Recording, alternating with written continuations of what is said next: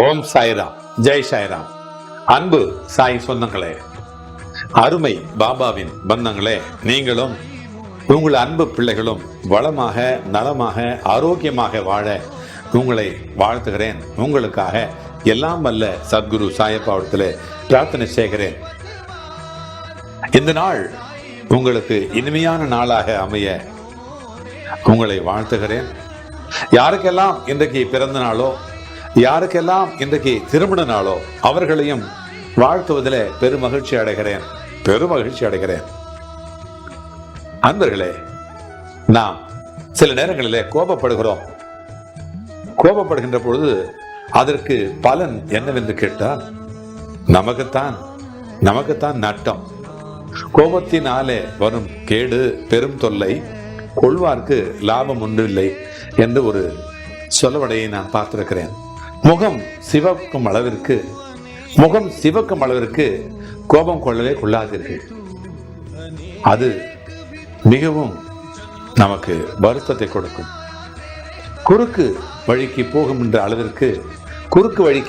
அளவிற்கு பொறாமையை வளர்க்காதீர்கள். மனம் வலிக்கின்ற அளவிற்கு வார்த்தையை விட்டு விடாதீர்கள். பிறகு அதை அள்ள முடியாது. அடிமையாகும் அளவிற்கும் அன்பை கொடுத்து விடாதீர்கள். அடிமையாக கூடாது. சண்டை உண்டாகின்ற அளவிற்கு தேடல், விவாதத்தை தேடி அந்த விவாதத்தை தொடராதீர்கள். பிறகு அந்த விவாதமே உங்களுக்கு விரோதத்தை வளர்ப்பதற்கு அது ஒரு காரணமாக அமையும். அமைதியை கெடுக்கின்ற அளவிற்கு ஆசையை சேர்க்காதீர்கள். பிறகு அமைதி கெட்டுவிடும், வாழ்க்கையே வீணாகி போகும். பலிவாங்கும் அளவிற்கு பகையை வளர்த்துக் கொள்ளாதீர்கள். அங்கங்கே அதை தடை செய்து, நட்பாக இல்லை என்றாலும் பரவாயில்லை, குறைந்தபட்சம் பகை இல்லாத அளவிற்கு வாழ்வதற்கு நாம் முயற்சி செய்வோம். மனம் வெறுக்கின்ற அளவிற்கு செயல்களை செய்ய வேண்டாம். நாமே நம்முடைய மனதை அதை குப்பையாகி கொண்டு அதன் பிறகு நாமே வருத்தப்படுகிறோம். நான் இழிவானவன், நான் நல்லவன் இல்லை, நான் சரியில்லாதவன் என்று நாமே நம்மை எடைபோடுகின்ற பொழுது நமக்கு நம்மையே பிடிக்காமல் போகும். அதனால் மனம் வெறுக்கின்ற அளவிற்கு செயல்களை செய்யவே கூடாது. கண்ணீர் வடிக்கின்ற அளவிற்கு கவலைப்படவே கூடாது. நீங்கள் அடைவதெல்லாம் இயற்கை இறைவன் தந்த பரிசு. நாம் என்ன அனுபவிக்கிறோமோ, என்ன நமக்கு கிடைத்திருக்கிறதோ எல்லாமே இறைவன் கொடுத்த பரிசு என்று நாம் எப்பொழுது நினைக்கிறோமோ அப்பொழுது நாம் நிறைவான ஒரு நல்ல வாழ்க்கையை வாழ்வோம். நாம் இழப்பதெல்லாம் மற்றவர்களுக்கு தருகின்ற வாய்ப்பு என்று நாம் கருதினால் நாம் இழந்து போவது ஒன்றுமே இல்லை.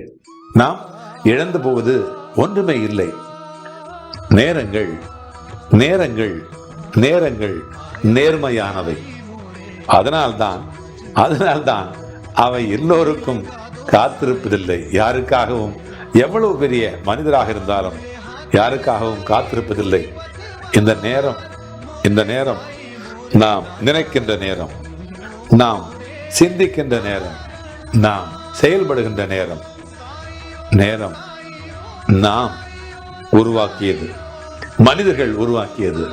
நேரத்தையும் காலத்தையும் பணத்தையும் மனிதர்கள் உருவாக்கியது. எதையெல்லாம் மனிதர்கள் உருவாக்கினார்களோ அதனால் அவர்கள் வருத்தப்படுகிறார்கள்.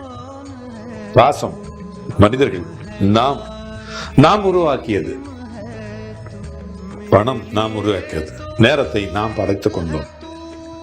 ஆக எதையெல்லாம் கடவுள் படைத்தாரோ அதனால் மனிதர்கள் மகிழ்ச்சி அடைகிறார்கள், அதை உபயோகிக்கிறார்கள். இப்பொழுது ஒரு கைபேசி இருக்கிறது. அந்த கைபேசி திடீரென்று வேலை செய்யாது. ஆனால் இயற்கை என்றைக்கும் மாறாமல் நமக்கு தருவதை தந்து கொண்டே இருக்கிறது. காற்று வீசிக்கொண்டே இருக்கிறது. சூரியன் தவறாமல் ஒளி தருகிறார். பாருங்கள், நான் அதனால் தான் சொல்கிறேன், கோபப்பட வேண்டாம். எதுவும் இங்கே நம்முடையதில்லை. இந்த உலகத்தில் எதுவும் நம்முடையதில்லை. எல்லாம் அந்த பரமாத்மாவினுடையது, அந்த பரந்தாமனுடையது, பாபாவினுடையது. ஆக பொறுமையாக இருப்போம். நடக்கும் நடக்கும். நம்பிக்கையாக இருப்போம். வாழ்வோம். நிச்சயம் நல்லபடியாக வாழ்வோம். நாம் வெற்றி பெறுவோம். பாபாவுடைய பிள்ளைகள் வெற்றி பெறுவோம். வாழ்க வாழ்க வளமுடன், வளர்க நலமுடன். மீண்டும் அடுத்த ஒரு பதிவிலே சந்திப்போம், சிந்திப்போம், செயல்படுவோம், வெற்றி பெறுவோம். ஜெய் சாய்ராம்.